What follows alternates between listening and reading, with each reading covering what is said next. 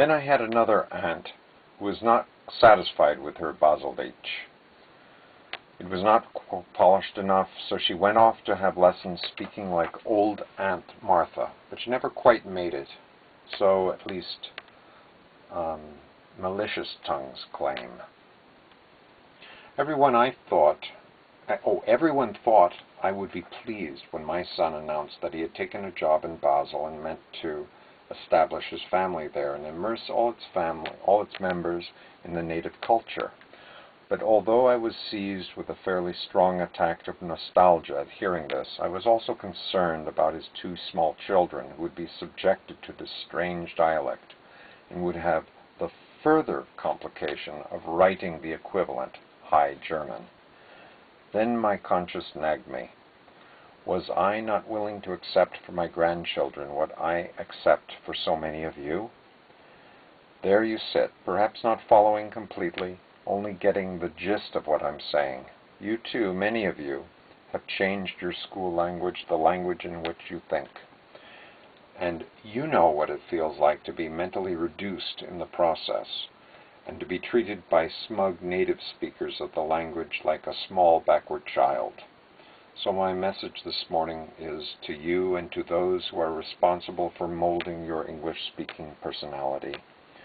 One is very aware originally that a small child's language, and therefore his thought and view of the world, is molded by perhaps 2 or 3 people who come into contact with him.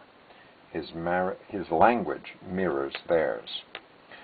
When our children were small, we lived in one of 3 blocks of university flats.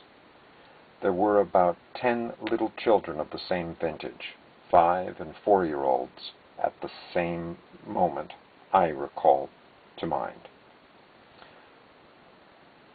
They used to charge around like little troopers, cursing and swearing at the top of their voices. The source of the contamination was easy to trace, for their vocabulary was that of the learned professor of physics, who, when not in the lecture hall, swore like a stable boy. The whole village became contaminated, as if with measles or worse. Hearing it echo back from the playground out of these fairly innocent little mouths worked a cure in him. Listen around you to your classmates, your roommates. Are you setting for them the right tone?